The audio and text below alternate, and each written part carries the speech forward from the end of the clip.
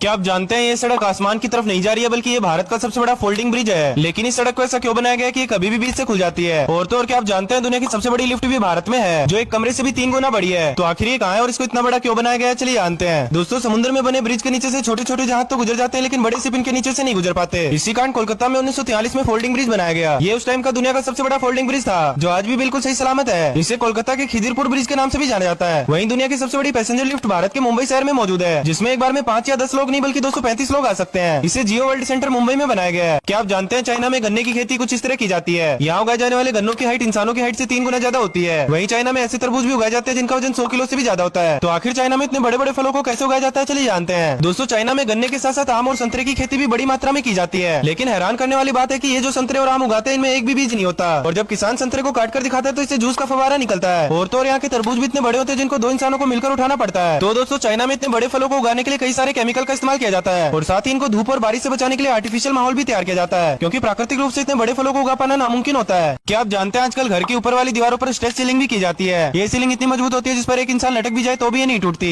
और ये पूरी तरह वाटर प्रूफ होती है। इसीलिए कई बार इनमें पानी भी भर जाता है। ऐसी सीलिंग लगाने पर छत के लीक होने पर भी पानी नीचे नहीं गिरता और सामान का नुकसान होने से बच जाता है। और बाद में सीलिंग से पानी निकालने के लिए इसमें छेद करना पड़ता है। आजकल इस तरह की स्ट्रेचिंग सीलिंग की वजह से छतों पर सुंदर सुंदर डिजाइन बनाए जाते हैं। और ये देखिए दोस्तों, जब सड़कें पुरानी हो जाती है और उनको तोड़कर नई सड़कें बनानी होती है तो कुछ ऐसी मशीनों को सड़कों पर चलाया जाता है। ये मशीन लगातार चलते हुए पूरी सड़क को तोड़ देती है। और तो जब पुराने तरीके से छतों पर पुट्टी लगाई जाती है तो इंसानों का कुछ ये हाल होता है। इसीलिए आजकल कुछ ऐसी मशीनें आ गई हैं जो स्प्रे मारकर 10 दिन का काम 1 दिन में कर देती है। क्या आप जानते हैं आजकल सोशल मीडिया पर ऐसे वीडियो काफी तेजी से वायरल हो रहे हैं जिसमें लोग टायर किलर डिवाइस पर उल्टी तरफ से भी अपनी गाड़ियां चढ़ा देते हैं लेकिन फिर भी इनके टायर पंचर नहीं होते। तो क्या फिर ये टायर किलर डिवाइस सिर्फ लोगों को डराने के लिए लगाए गए हैं, चलिए जानते हैं। दोस्तों, भारत में कई ऐसे शहर है जहाँ पर ये डिवाइस लगाए जा चुके हैं जिसमें छत्तीसगढ़ का रायपुर भी शामिल है। शुरू में तो यहाँ के लोग इस पर सीधी तरफ से गाड़ी ले जाने पर भी डरे थे लेकिन अब यहाँ के लोग इतने एक्सपर्ट हो गए हैं कि जब इस पर रॉन्ग साइड से गाड़ी ले जानी हो तो एक व्यक्ति उतरकर इन कांटों को पैरों से नीचे दबा देता है और बाइक निकल जाती है। और तो और कई बार लोग इसके बीच की खाली जगह से भी अपनी बाइक निकाल लेते हैं। लेकिन ये कांटे इतने नुकीले होते हैं कि अगर गलती से भी टायर इनके टच हुआ तो टायर पंचर ही नहीं होते बल्कि इनको दोबारा बदलवाना पड़ता है। क्या आप जानते हैं ये इंसान है केन स्टोन जिसकी वीडियो सोशल मीडिया पर काफी तेजी से वायरल हो रही है। ये -50 डिग्री सेल्सियस तापमान में रहता है और इतने खतरनाक स्टंट करता है जो देखने में बिल्कुल नामुमकिन लगते हैं। ये इंसान अपने आप को गुलेल में फंसाकर कई 100 मीटर की दूरी तक फेंक लेता है। जहाँ एक आम इंसान 5 मीटर की ऊंचाई से कूदने से डरता है वहीं इस आदमी ने 40 मीटर की ऊंचाई से पहाड़ के ऊपर से पानी में कूदने का वर्ल्ड रिकॉर्ड बना दिया है। और तो और ये पानी में सीधा नहीं बल्कि लेटा हुआ गिरता है फिर भी इसको चोट नहीं लगती है। वहीं रसिया में रहने वाला ये इंसान तो ठंडे के मौसम में भी रजाई में नहीं बर्फ में सोता है और ये इंसान गर्म पानी की जगह बर्फ से नहाता है। ऐसा करने के लिए सबसे पहले अपने घर से बाहर पूरी रात भर पानी को जमने के लिए छोड़ देता है। उसके बाद ये सुबह उठकर बर्फ की ऊपरी परत को तोड़कर उसमें डुबकी लगाता है। क्या आप जानते हैं एक सुपर कार के टायर नॉर्मल गाड़ियों से 3 गुना ज्यादा मोटे होते हैं जो काफी भारी भी होते हैं। तो आखिर सुपर कार्स में पतले और हल्के टायर क्यों नहीं लगाए जाते। और तो और ये देखिए दोस्तों, पहले की गाड़ियों में वाइपर विंडशील्ड पर ही नहीं बल्कि हेडलाइट पर भी लगाए जाते थे जिससे एक बटन दबाने पर ही लाइट साफ हो जाती थी। तो आखिर ये आजकल की गाड़ियों में क्यों नहीं लगाए जाते, चलिए जानते हैं। सबसे पहले आपको बता दें सुपर कार्स इतनी तेज स्पीड में दौड़ती है कि अगर इनमें नॉर्मल टायर लगाए जाएंगे तो ये कुछ ही मिनटों में घिसकर खत्म हो जाएंगे। इसीलिए इनमें भारी टायर लगाने के बाद भी इनको फुल स्पीड में सिर्फ 15 से 20 मिनट तक ही चलाया जा सकता है। वहीं गाड़ियों की हेडलाइट पर वाइपर उन इलाकों में लगाया जाता है जहाँ बर्फ बहुत ज्यादा पड़ती है लेकिन ये वाइपर काफी जल्दी खराब हो जाते थे। और तो और इन वाइपर को लगाने के लिए हेडलाइट को प्लेन बनाना पड़ता था।